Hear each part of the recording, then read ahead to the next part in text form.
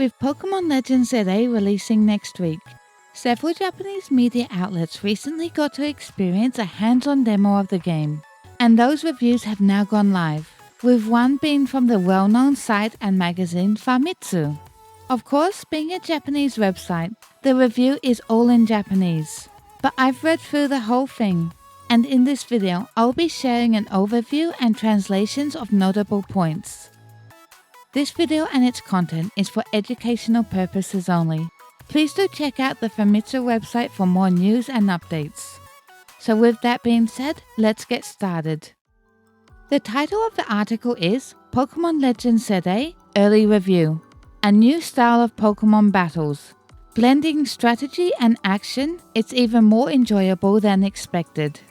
And the article is written by Takeuchi Hakushu. This article gives us a clear descriptive look at how the new gameplay system, world design, and battle mechanics work from a Japanese player perspective.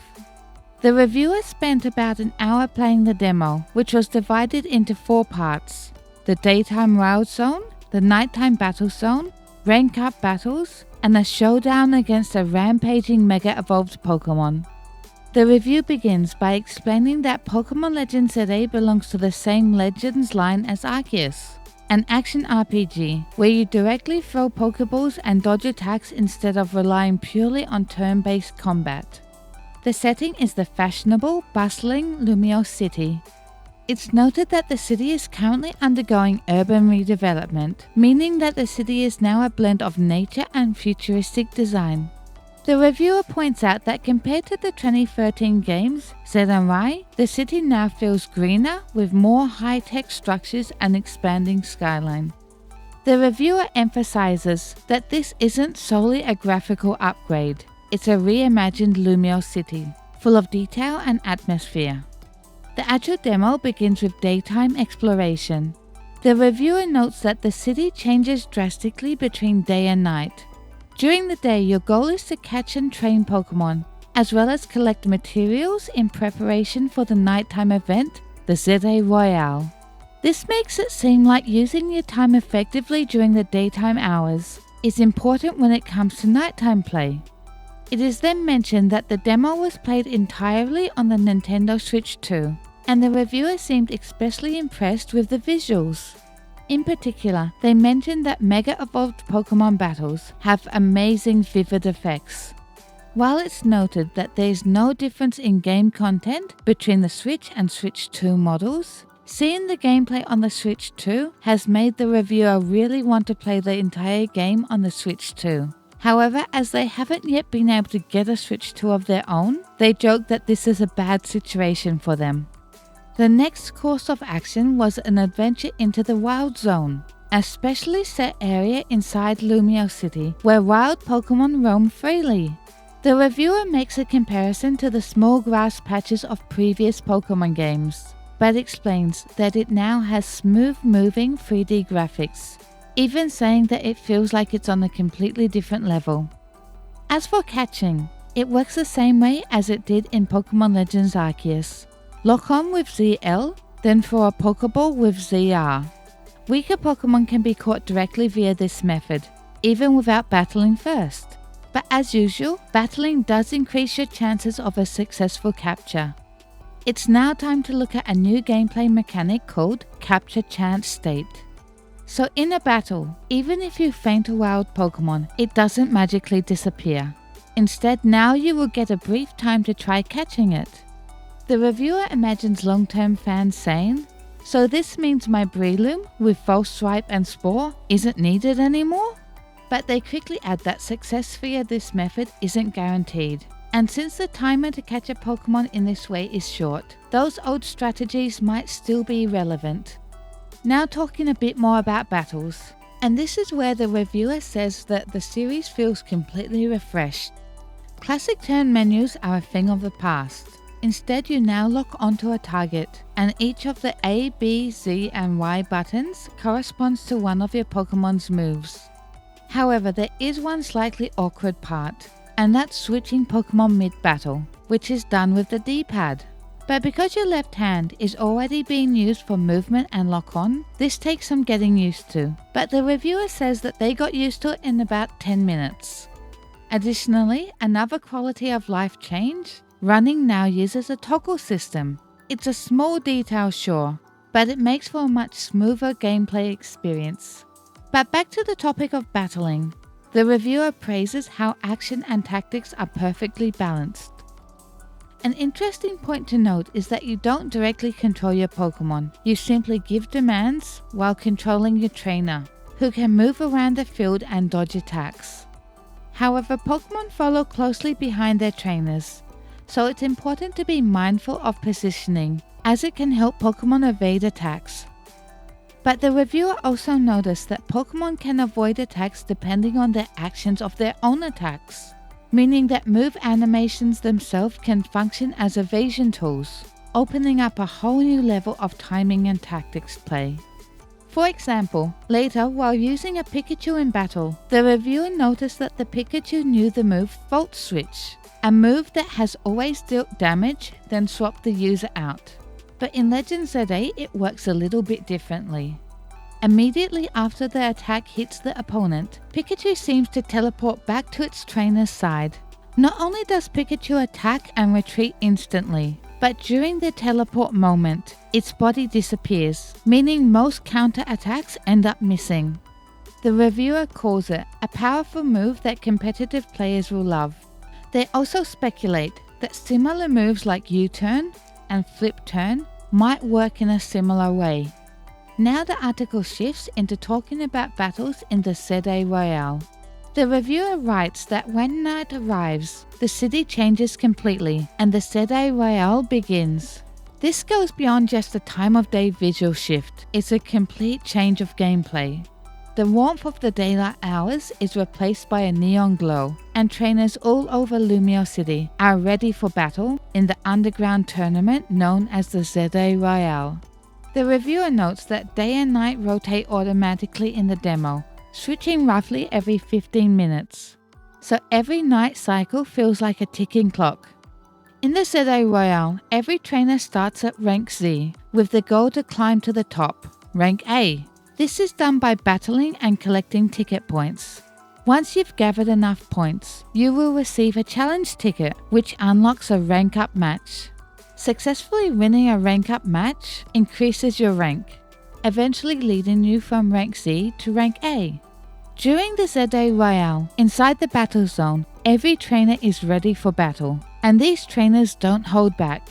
It's basically an all-out street brawl, where ambushes are fair game. In fact, it feels like they are encouraged, as successful ambush attacks result in your first move always being a critical hit, so stealth and timing can really impact the battle. But the reviewer warns that relying too much on ambushing could actually be detrimental and a waste of time, because in reality, landing a successful ambush isn't always easy. For example, when the reviewer attempted to sneak around a trainer standing at a T-junction, it took too long. And because the night cycle ends after a certain time, they later realized it might be better to prioritize earning points rather than spending time constantly trying to get a successful ambush attack. Still, if you encounter a trainer of a higher rank, it's worth going for an ambush in order to secure an early advantage. And to add yet another extra element to the nighttime ZA Royale, littered around the battle zone are bonus cards. Picking up one of these cards begins a mission. For example, successfully ambush an opponent using a water type attack. Completing these challenges earns extra ticket points. The reviewer notes that these missions often revolve around Pokemon type matchups or move categories, so it's recommended to bring a well-balanced team for the sake of these missions. Once the ZA Royale ends for the night, trainers who earned a challenge ticket can enter rank-up battles. In the demo, the opponent trainer used the Elemental Monkey Trio. By this point, the reviewer had enough time to get comfortable with the controls, so this battle wasn't really difficult. But one thing still caught them by surprise. The opposing trainer used Protect to block attacks. Until now, in Pokemon games, Protect has always guaranteed total protection for one turn. But this isn't how it works in Legend ZA. Instead, it only blocks attacks for a short period of time once activated. This means timing and battle sense is hugely important. Protect has basically become a skill-based defense mechanic. The reviewer joked that while CPU opponents can obviously use it with perfect timing, for real players it might be a tougher skill to master. The Famitsu demo ends with a battle against a rogue Mega Evolved Pokemon. Until now, in Pokemon lore, Mega Evolution is only possible when there's a strong bond between a Pokemon and its trainer. But now it seems like things are going a bit strange, with wild Pokemon suddenly Mega Evolving and going on rampages. The rampaging Mega Evolved Pokemon in the demo is none other than the recently revealed Mega Victory Bell. When battling against these boss-like rampaging Mega Evolved Pokemon, the player can also Mega Evolve their own Pokemon. The reviewer's demo party included 3 Pokemon holding Mega Stones, with the ability to Mega Evolve. But there is a challenge. You can't Mega Evolve straight away. Instead, you must first collect scattered Mega Energy that drops out when you land attacks on the rogue Mega Evolved Pokemon. It's only after you've gathered enough Mega Energy that you can Mega Evolve your own Pokemon. The reviewer does note that the battle system feels similar to the Terra Raid mechanics from Pokemon Scarlet and Violet, but Mega Energy does gradually drain while your Pokemon is Mega Evolved. When it runs out, your Pokemon returns to normal. However, picking up the dropped energy allows you to extend the duration of Mega Evolution.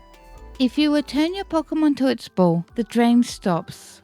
But it seems like you can't Mega Evolve a second Pokemon at the same time. Basically put, only one Pokemon can be Mega Evolved at any given moment. In this case, the reviewer chose Mega Gardevoir. In a fight against Mega Victory Bell, each side could take advantage of each other's weak points. But for some reason, the reviewer felt like Gardevoir wasn't really targeted often, and Gardevoir was able to handle the battle pretty well. The reviewer then adds that in this real-time format, stat-boosting moves are now far more powerful and should be considered as must-haves. But Mega Energy isn't just for evolving, it also fuels another new mechanic. By spending a small amount of energy, you can strengthen a move temporarily, and any Pokemon can use this, with or without a Mega Stone. This means non-Mega Pokemon with the right type coverage can still cause some serious damage. And when a Pokemon is Mega Evolved, all of its moves will automatically be boosted by Move Plus.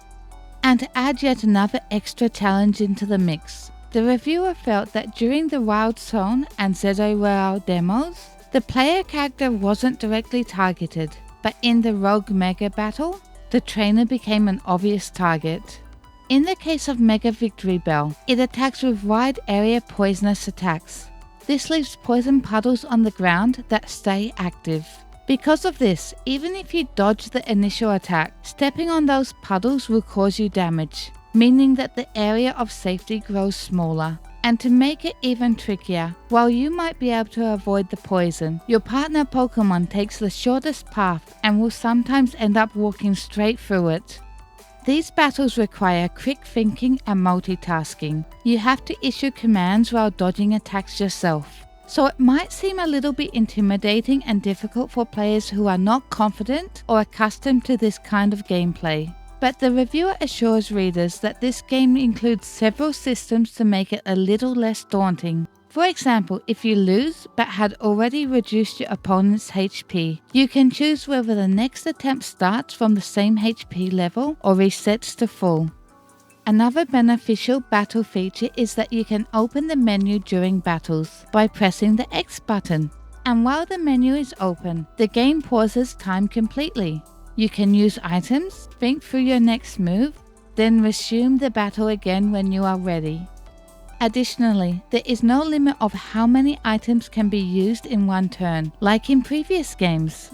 The reviewer praises this as a smart balance, keeping it a challenge while providing safety nets for recovery. After a tense battle, the reviewer finally defeated Mega Victory Bell and obtained its Mega Stone. And with the conclusion of the battle against Mega Victory Bell, the demo was over. The reviewer said that even though the demo play was a full hour, it flew by in an instant. Overall, they really enjoyed the new battle system, explaining that it was more fun than what they had expected. And while the story of Pokemon Legends ZA was not shown in the demo, the reviewer is intrigued by it. As a longtime fan of Pokemon, the reviewer can't help but feel suspicious of Crosariko. But they also don't want to believe that Vinny, the cute, charming older man with Pokemon hair clips, could be a villain. They are also excited to meet their MZ team members, as well as characters like Emma and Mabel, whom we still don't know what type of role they will play in the grander scheme of the story. The reviewer ends the main section of the review, expressing their excitement for the game. But this isn't the end of the article. The reviewer next goes on to cover 5 additional points of interest that they thought should be mentioned but couldn't be squeezed into the main article. First, a completely new mechanic. For the first time in a mainline Pokemon game, every move now has a cooldown period called activation time. After you use a move, you need to wait before you can use it again. Understandably, stronger attacks seem to have a longer activation window, while quicker moves let you strike first in a fight. A little embarrassed, the reviewer adds that they didn't even notice this during their demo play. Still, based on their own experience, they theorize that the stronger a move is, the longer its activation time probably is. The takeaway here is that it would be a good idea to include at least one of both types of attacks in your Pokemon's movesets. The next feature is stats and systems. When checking Pokemon stats, the reviewer was able to confirm that natures and stat modifiers are both in the game, and not too surprisingly, held items are back. However, they couldn't find any signs of abilities, but they did however pick up vitamins and rings, so effort values appear to be in the game. Unlike recent games, move management is completely flexible, meaning you can remember, forget, and change moves anytime, anywhere, for no cost. The next point of interest is Pokemon evolution. At one point, the reviewer noticed that their Tepi had a small arrow icon next to it in the menu. Selecting it allowed manual evolution. The next point is the change to some special effect moves. The reviewer spotted some interesting changes to existing moves. For example, Stealth Rock and Toxic Spikes now create physical hazards that remain on the field. The reviewer also mentions that Whirlpool and Fire Spin are now long-lasting area-type attacks, meaning they now cause damage to anything that touches the effect while the move remains active. And finally, one of the things many Pokemon fans are excited for, with Lumiosity always being fashion forward, even in the original ZY games. The reviewer confirms that Pokemon Legends ZA features a massive wardrobe system with more fashion categories and choices than in any previous Pokemon game, including the new inclusion of earrings. Players are now able to mix and match color combos for their outfits, meaning the whole style of an outfit can be altered and adjusted with just a few selections. Hairstyling and makeup also sees a massive upgrade, meaning that every trainer can now express themselves more vibrantly than ever before. Finally, the reviewer ends with some of their own speculation, theorizing how online battles might work in Pokemon Legends ZA. Regarding the move protection, the reviewer suggests that it could become far more strategic thanks to the move's cooldown time. The reviewer also predicts that counterplays like taunt or flinch tactics could become much more used and necessary. Finally, they speculate about how Mega Evolution might play in online play. Clearly, the reviewer is excited to play beyond the demo of Legends ZA. Now, after going through the wealth of information provided by the writer at Famitsu, we have finally reached the end of the review. Thank you to the writer for writing such a detailed, wonderful review article, and thank you all for watching this video. I hope this video has been helpful and informative in some way. It is always interesting getting an opinion outside of the English-speaking community, but language barriers sometimes make it a challenge. So I would be happy if this helped bridge that gap even a little bit. If you enjoyed this video, be sure to like and subscribe. And do drop a comment letting me know what you are most excited about for Pokemon Legends ZA. But for now, it's time for me to say bye bye, mata ne.